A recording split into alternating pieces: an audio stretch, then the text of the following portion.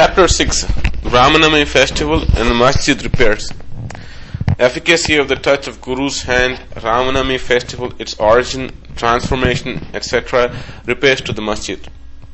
Before describing Ramanami Festival and the Masjid repairs, the author makes some preliminary remarks about Sadguru as follows. Efficacy of the touch of Guru's hand. Where Rear or Sadguru is the helpsman, he is sure to carry us safely and easily beyond the worldly ocean. The word Sadguru brings to mind Sai Baba. He appears to me as if standing before me and applying Udi to my forehead and placing his hand of blessing on my head. Then joy fills my heart and love overflows through my ears. Wonderful is the power of the touch of Guru's hand. The subtle body, consisting of thoughts and desires which cannot be burned by the world-dissolving fire, and destroyed by the mere touch of Guru's hand. And the sins of many past births are cleaned and washed away. Even the speech of those whose heads feel annoyed when they hear religious and godly talks attains calmness.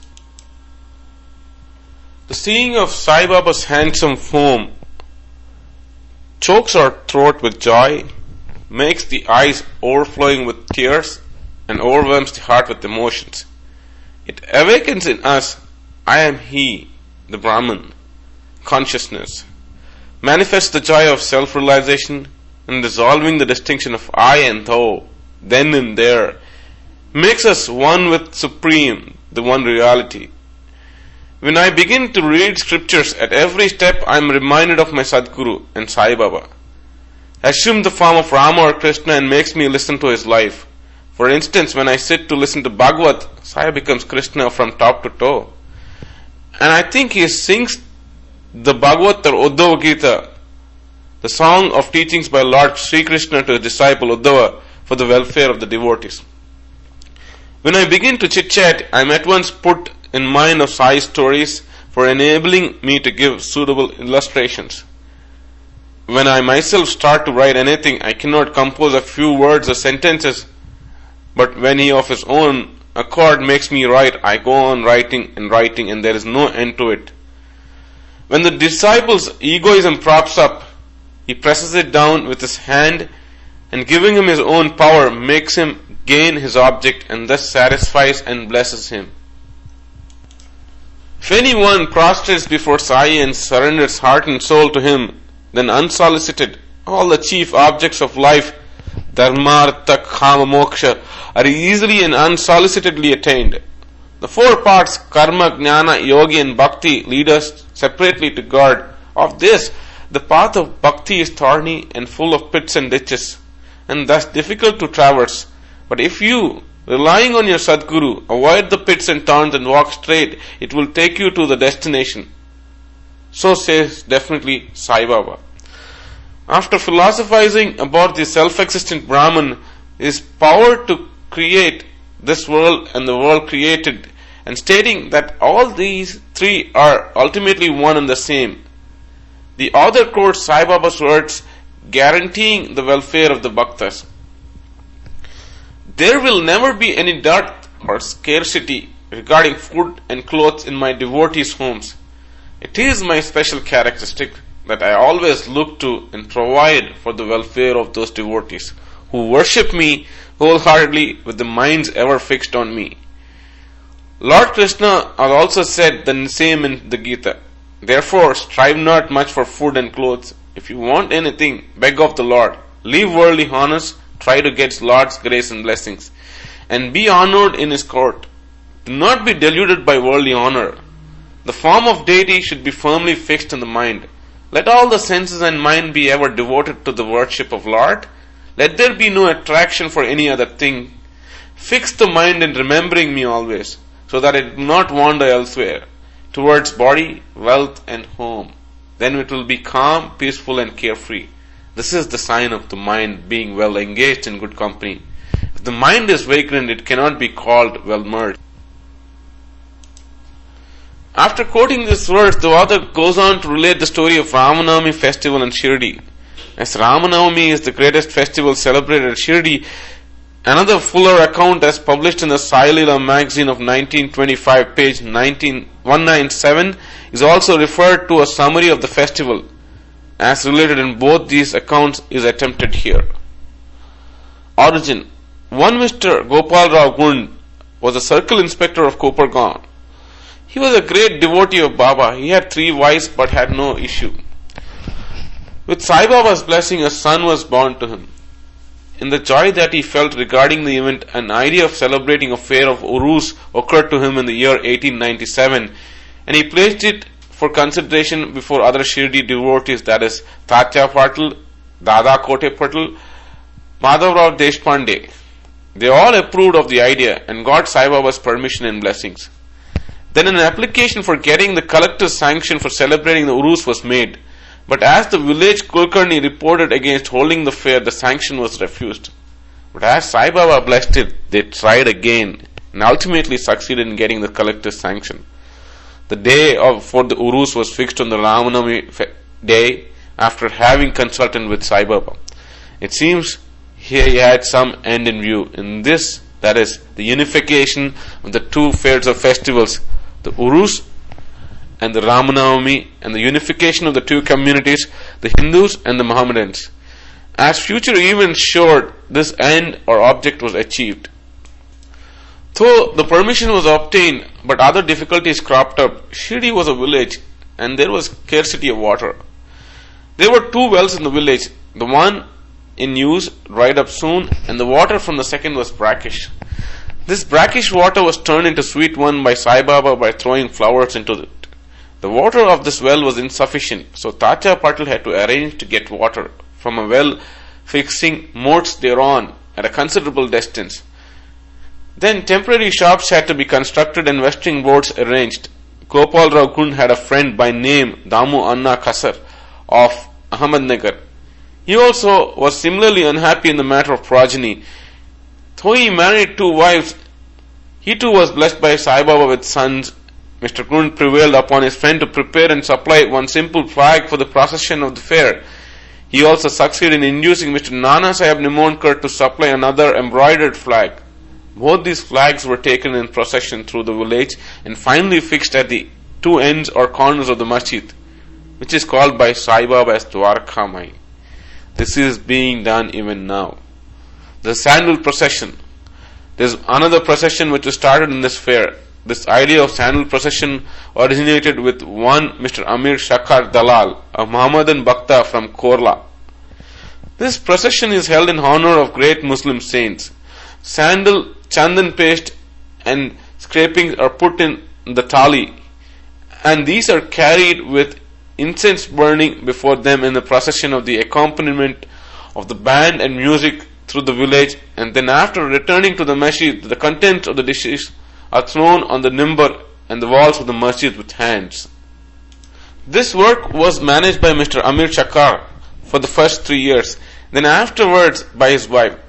So one day the 2 processions, the flags by the Hindu and that of sandal by the Muslim, went on side by side and are still going on without any hitch. Arrangement. This day was very dear and sacred to the devotees of Sai Baba. Most of them turned out on the occasion and took a leading part in the management of the fair.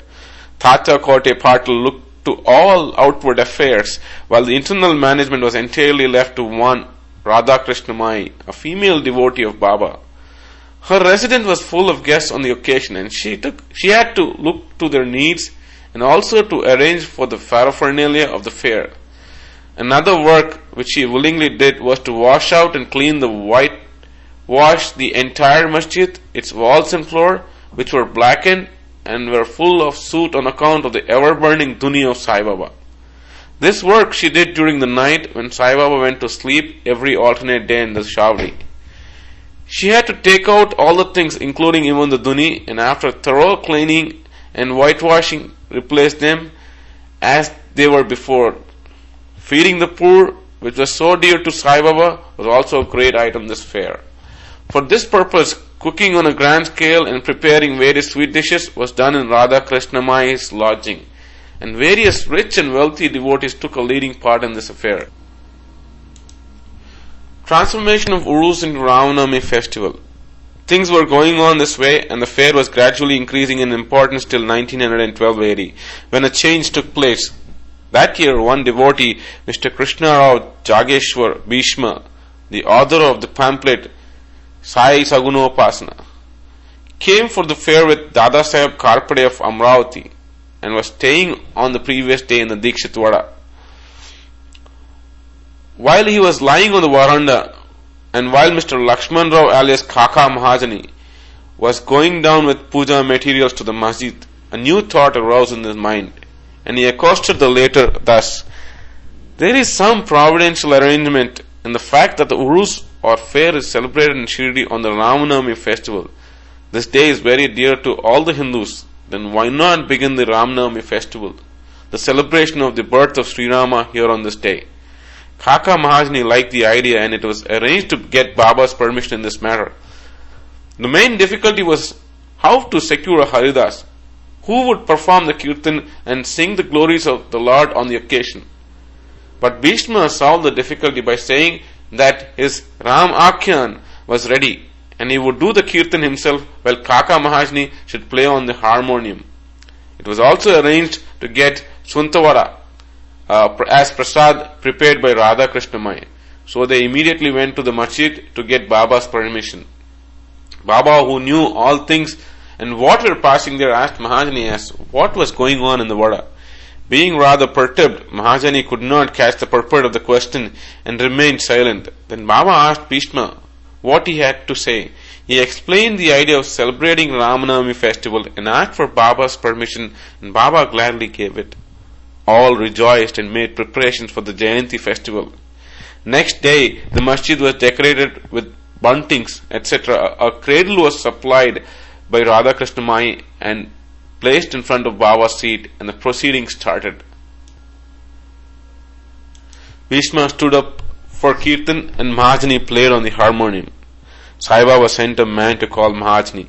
He was hesitating to go, doubting whether Baba would allow the festival to go on. But when he went to Baba, the latter asked him as what was going on and why the cradle was placed there.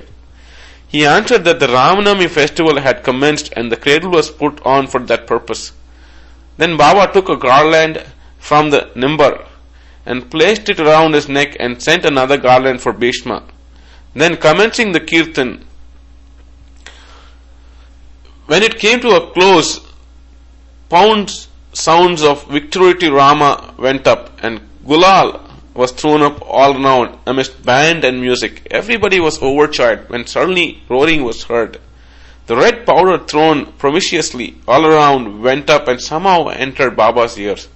Baba got wild and began to scold and abuse loudly. People got frightened by the scene and took to their heels. Those intimate devotees who knew Baba well took the scoldings and outpourings of Baba as blessings in disguise. They thought that when Rama was born, it was proper of Baba to get wild and enraged to kill Ravana and his demons in the form of egoism and wicked thoughts. Besides, they knew that whenever a new thing was undertaken at Shirdi, it was usual with Baba to get wild and angry, and so they kept quiet. Radha Krishnamai was rather afraid and thought that Baba might break her cradle, and she asked Mahajani to get the cradle back. When he went to loosen and unfasten the cradle, Baba went to him and asked him to remove it. Then after some time, Baba became calm, and that day's program including Mahapuja and Arati was finished.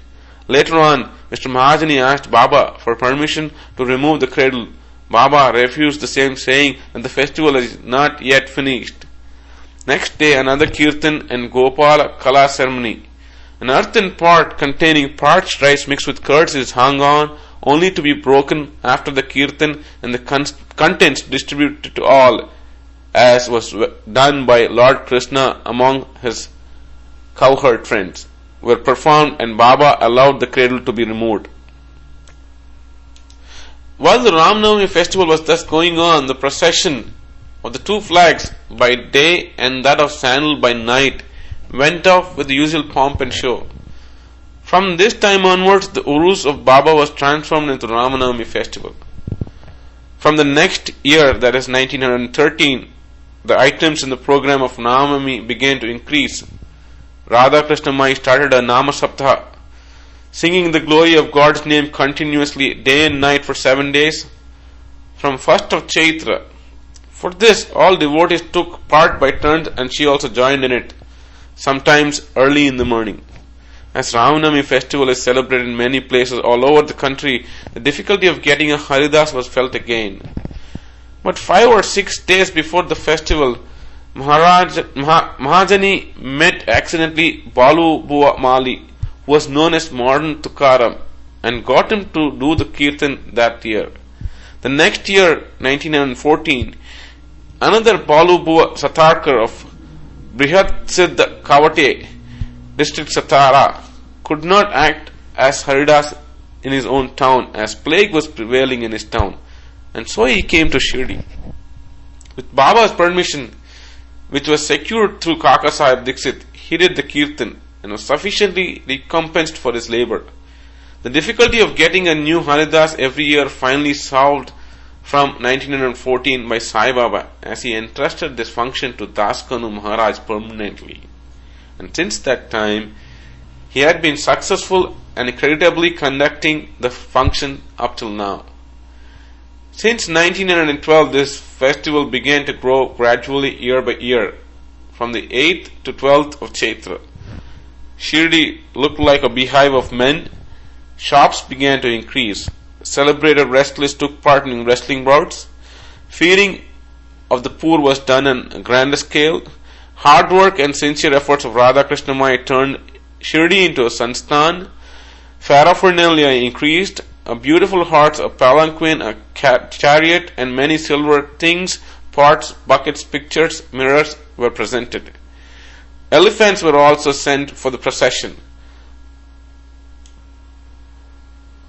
Though all this paraphernalia increased enormously, Sai Baba ignored all these things and maintained his simplicity as before.